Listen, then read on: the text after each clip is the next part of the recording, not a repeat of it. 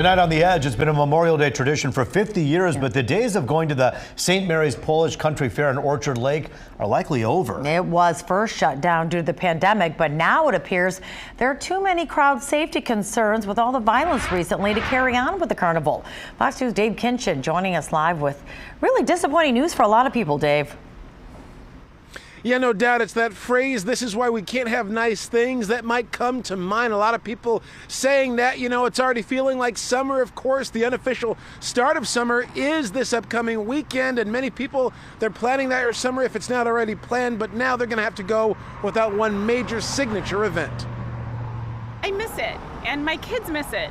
They're home for the summer from school and whatever, and oh my gosh, I would love to go and be there. Cinda Lark's Memorial Day weekend plans would have most likely included a regular trip over to the annual Polish Country Fair at St. Mary's in Orchard Lake, but not this year. Sources close to the fair and school say it's been scrapped this year due to the modern tragic environment of school violence and threats made on social media, among other reasons. Every single year, that's what we did. We went to the fair. From the time they were little and they rode on the little rides to the time that they grew up, and we would still go and enjoy the music at night, the bands. I still went on all the rides. I'm kind of an adrenaline junkie myself. Yeah. A Change.org petition was launched with the hopes of bringing the fair back after a turbulent few years. This Facebook post documents the time it was originally canceled at the height of the COVID-19 pandemic in 2020. 2021 would have been the fair's 50th year, but organizers said they did not have enough time to put a celebration together. It was also nixed in the months that followed the Oxford High School shooting.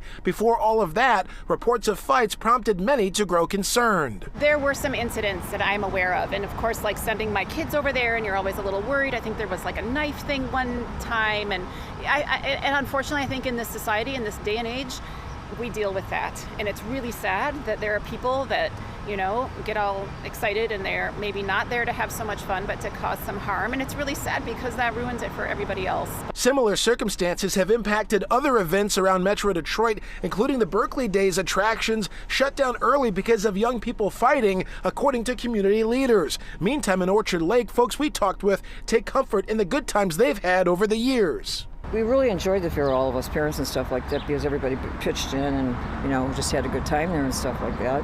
But they had like all the West Bloomfield Police, Orchard Lake Police, and, just everybody kind of like pitched in. I don't really, in all the years that I've worked it, and I worked it for like 16 years, I'd have to say that it never got to the point where it got out of control. Right. It was just, we had a good time. Well, we did reach out to Orchard Lake Village officials to see if there might be some other way of making some sort of celebration over the weekend. We haven't heard back just yet. We're live tonight in West Bloomfield. Dave Kinchin, Fox 2 News. Well, Dave, of course, it's better to be safe than sorry, but you have to think there's so many festivals that happen throughout Metro Detroit in the summer. I mean, what are they going to do? Cancel them all? It seems like there has to be some sort of solution. Yeah, it seems like there has to be some kind of middle ground. Certainly, police departments do work together to patrol a lot of different events as well. It's a town-by-town, jurisdiction-by-jurisdiction decision, so hopefully some summer fun will happen for some folks, but this is you might say, a disturbing trend. All right.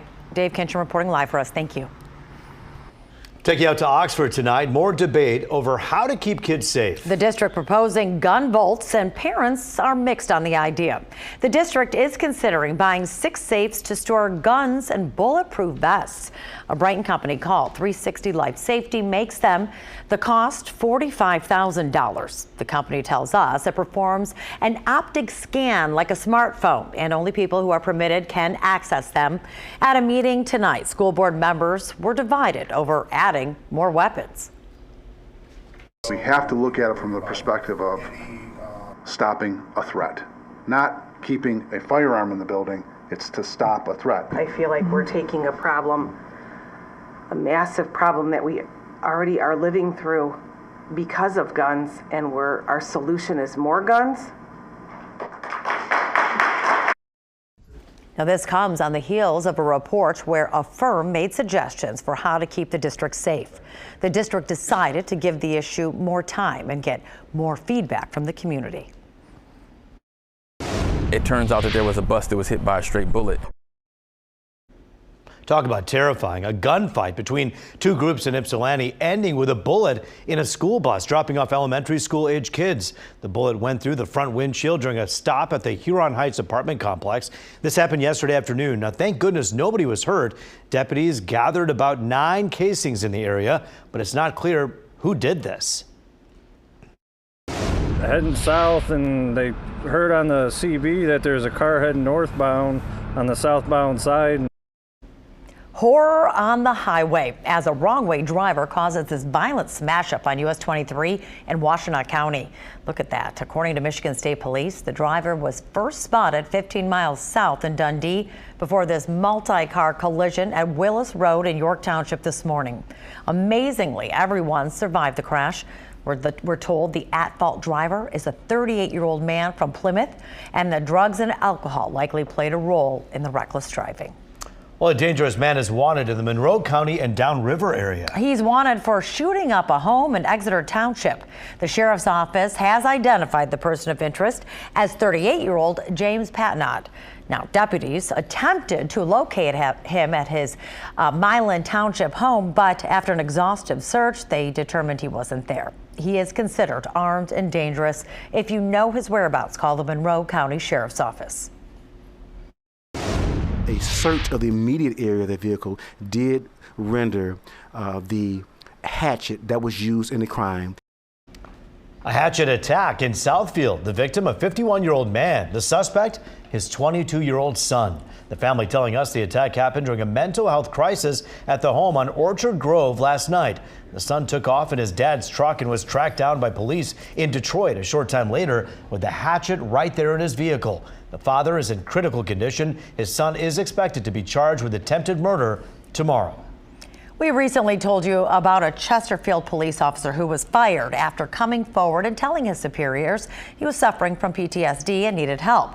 Well, since then, his parents have been telling his story, hoping to get him help and raise awareness about mental health issues first responders really face. And that's true. And tonight, Josh Baker's father addressed officials at tonight's township board meeting. He says after our story aired, Josh Baker was actually offered his job back, but no mental health treatment. In fact, they specifically stated that if Josh was not able to come back to work due to mental health concerns, that he'd be required to take an unpaid leave, and the department would not assist him in any way with medical health treatment other than Josh using his township provided insurance. They also added the caveat that if Josh wasn't to return in 6 months due to mental health concerns, he would be fired again.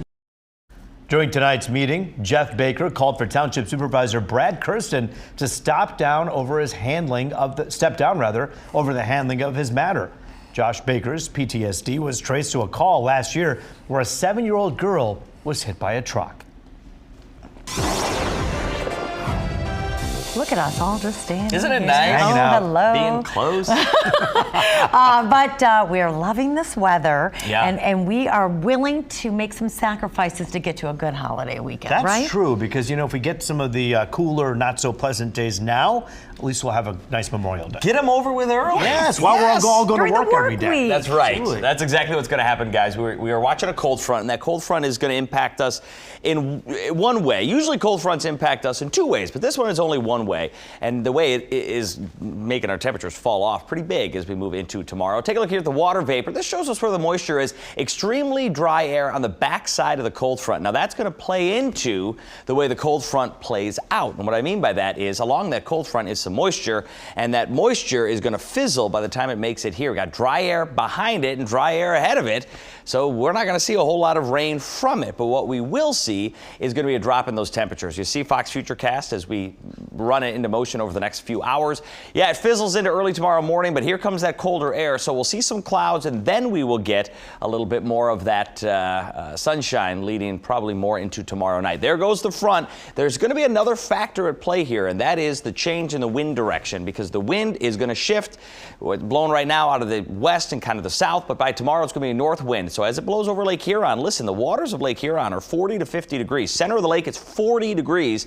So that north wind blowing 10 to 20 miles an hour, it's going to pick up that cold air right over top of that water, and it's going to cool down those areas right along the shoreline even more. Keep that in mind. So folks in Port Huron, it's going to be even colder for you tomorrow. 58 degrees out there tonight.